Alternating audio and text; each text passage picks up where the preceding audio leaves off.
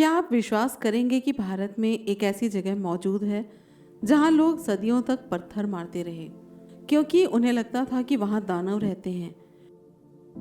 लेकिन जब इतिहासकारों ने उस पहाड़ी का सच दुनिया के सामने रखा तो पता चला कि वह कोई शापित जगह नहीं बल्कि 2500 साल पुराना बौद्ध विश्वविद्यालय था। भारत एक ऐसा देश है जहां हर पत्थर के पीछे एक कहानी छिपी है। कभी किसी मंदिर की दीवारें इतिहास बोलती हैं तो कभी किसी टूटी हुई मूर्ति में पूरी सभ्यता की झलक दिखाई देती है। लेकिन कुछ जगहें ऐसी भी हैं जो हमारी आंखों के सामने होते हुए भी इतिहास के अंधेरे में खो चुकी हैं। आज हम आपको लेकर चल रहे हैं एक ऐसी ही रहस्यमयी जगह पर जहां कभी सैकड़ों भिक्षु ध्यान करते थे, जहां शांति की ध्वनि गूंजती थी, जहां विज्ञान और आध्यात्मिकता एक साथ सांस लेते थे। लेकिन समय के साथ ये जगह अंधविश्वास, उपेक्षा और भुला दिए गए इतिहास का प्रतीक बन गई। ये जगह है भोजनाकोंडा। कमेंट में ज़रूर बताएं कि क्या आपने पहले कभी भोजनाकोंडा का नाम सुना था। क्या भारत की ऐसी जगहों को स्कूलों की किताब में पढ़ाया जाना चाहिए। आंध्र प्रदेश के विशाखापट्टनम जिले के पास स्थित ये पहाड़ी पहली नज़र में एक सामान्य चट्टान जैसी दिखाई देती है, लेकिन जैसे जैसे आप इसके करीब जाते हैं वैसे वैसे इतिहास की परतें खुलने लगती हैं। यहाँ मौजूद गुफाएं, स्तूप, पत्थरों पर बनी बुद्ध प्रतिमाएं, सब कुछ ये बताता है कि ये जगह कभी बौद्ध संस्कृति का एक विशाल केंद्र रही होंगी। लेकिन सबसे चौंकाने वाली बात यह है कि कई सालों तक स्थानीय लोग इस जगह को दानवों का ठिकाना समझते रहे। लोग यहाँ आते और इन गुफाओं पर पत्थर फेंकते। सोचिए, जिस जगह पर कभी ध्यान की शांति गूंजती थी वहाँ डर और अंधविश्वास ने कब्जा कर लिया। भोजनाकोंडा नाम सुनने में जितना अनोखा लगता है उसका अर्थ भी उतना ही दिलचस्प है। कुछ इतिहासकार मानते हैं कि इसका नाम बोज्जन यानी कि बुद्ध से जुड़ा है, जबकि कुछ इसे स्थानीय भाषा से जोड़कर रखते हैं। लेकिन एक बात ये तय है कि ये जगह बौद्ध धर्म के इतिहास का एक बेहद महत्वपूर्ण हिस्सा रही है। इतिहासकारों के अनुसार ये स्थान दूसरी शताब्दी ईसा पूर्व से लेकर 9वीं शताब्दी तक सक्रिय रहा, यानी लगभग 1000 वर्षों तक यहाँ बौद्ध संस्कृति फलती फूलती रही। कल्पना कीजिए, आज जहाँ सिर्फ खामोशी है वहाँ कभी भिक्षुओं की आवाज़ें गूंजती होंगी, मंत्रों का उच्चारण होता होगा, विद्यार्थी शिक्षा लेते होंगे और दूर दूर से यात्री यहाँ आते होंगे। जब हम पहाड़ी पर चढ़ना शुरू करते हैं तो हर कदम के साथ ऐसा लगता है जैसे हम वर्तमान से निकलकर अतीत में प्रवेश कर रहे हैं। चारों तरफ हरियाली, दूर दिखाई देते गांव, हवा में अजीब सी शांति और ऊपर खड़ी ये प्राचीन संरचनाएं, सब कुछ मिलकर एक अलग ही अनुभव पैदा करते हैं। ये सिर्फ एक पर्यटन स्थल नहीं है, ये समय की सुरंग है। भोजनाकोंडा की सबसे बड़ी खासियत है यहाँ मौजूद सैकड़ों स्तूप। कुछ छोटे हैं, कुछ विशाल, लेकिन हर स्तूप अपने अंदर एक कहानी छुपाए हुए है। बौद्ध धर्म में स्तूप सिर्फ ईंट और पत्थर की संरचना नहीं होते, वे स्मृति, ज्ञान और आध्यात्मिकता के प्रतीक होते हैं। यहाँ बने बौद्ध स्तूपों को देखकर ये साफ पता चलता है कि उस समय के शिल्पकार कितने कुशल थे। बिना आधुनिक मशीनों के, बिना किसी डिजिटल तकनीक के उन्होंने ऐसी संरचनाएं बनाई जो आज भी लोगों को हैरान कर देती हैं। कई स्तूपों के आसपास छोटी छोटी कोठरियाँ दिखाई देती हैं। माना जाता है कि इनका उपयोग ध्यान और निवास के लिए किया जाता था। कल्पना कीजिए, एक भिक्षु बैठा है, बाहर तेज धूप है, लेकिन पत्थरों के बीच बनी ये जगह अंदर से ठंडी और शांत है। वो ध्यान में लीन है और उसके आसपास सिर्फ हवा की आवाज़ गूंज रही है। यहाँ पर मौजूद बुद्ध की प्रतिमाएं सिर्फ कला नहीं हैं, वे उस दौर की सोच को दर्शाती हैं।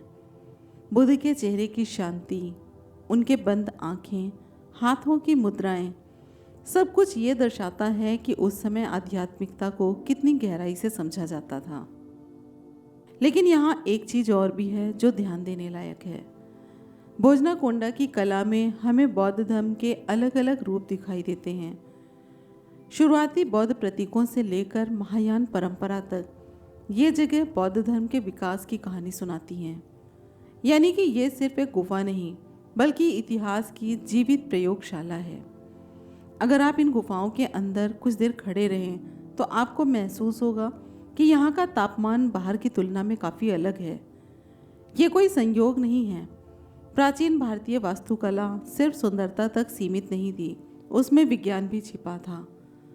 पत्थरों को इस तरह से काटा गया है कि अंदर की प्राकृतिक ठंडक बनी रहे। हवा के आने जाने के रास्ते बनाए गए थे, यानी कि बिना बिजली के, बिना किसी आधुनिक तकनीक के यहाँ प्राकृतिक एयर कूलिंग सिस्टम तैयार किया गया था। और यही चीज़ हमें ये सोचने पर मजबूर करती है कि क्या हम सच में अपने पूर्वजों को पूरी तरह समझ पाए हैं। ऊपर से नीचे तक देखने पर पूरा इलाका किसी पेंटिंग जैसा दिखाई देता है। हरे खेत, छोटे घर, दूर जाती सड़कें और बीच में खड़ी ये प्राचीन पहाड़ी। शायद यही कारण था कि बौद्ध भिक्षुओं ने इस जगह को चुना। ध्यान के लिए शांति चाहिए और यहाँ शांति सिर्फ सुनाई नहीं देती बल्कि महसूस होती है। लेकिन शायद हर कहानी खूबसूरत नहीं होती। समय के साथ भोजनाकोंडा भी अंधविश्वास और लापरवाही का शिकार हो गया। स्थानीय लोगों के बीच ये अफवाह फैला दी गई कि इन गुफाओं में दानव रहते हैं और फिर लोगों ने यहाँ पत्थर फेंकने शुरू कर दिए। कई मूर्तियाँ टूट गई, कई संरचनाएं क्षतिग्रस्त हो गई और इतिहास धीरे धीरे बिखरने लगा। ये सिर्फ भोजनाकोंडा की ही कहानी नहीं है, ये उस मानसिकता की कहानी है जहाँ ज्ञान की जगह डर ले लेता है।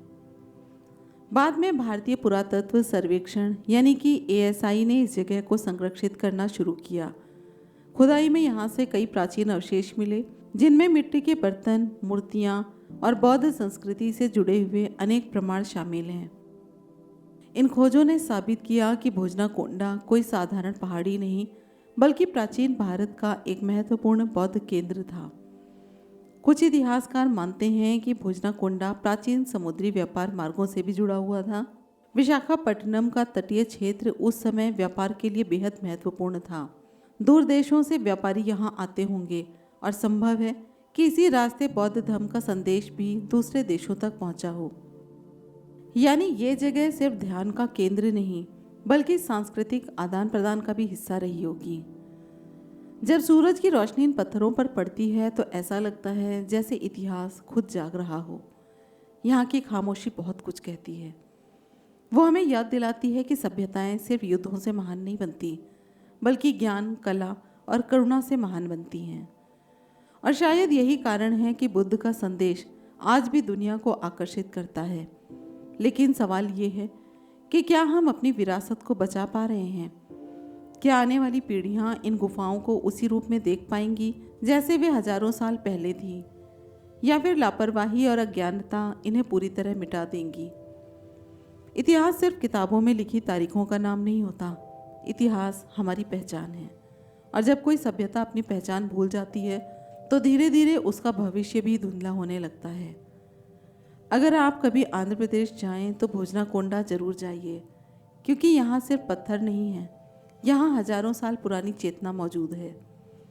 ये जगह हमें सिखाती है कि ज्ञान और शांति हमेशा शोर से ज़्यादा शक्तिशाली होते हैं, और शायद यही कारण है कि इतनी सदियों बाद भी ये गुफाएं आज तक खड़ी हैं। भारत की मिट्टी में ऐसे अनगिनत रहस्य छिपे हैं जिन्हें जानना अभी बाकी है। अगर आप चाहते हैं कि ऐसे भूले हुए इतिहास दुनिया के सामने आए तो वीडियो को लाइक करें और ज़्यादा से ज़्यादा शेयर करें, क्योंकि इतिहास को बचाने का पहला कदम है उसे जानना।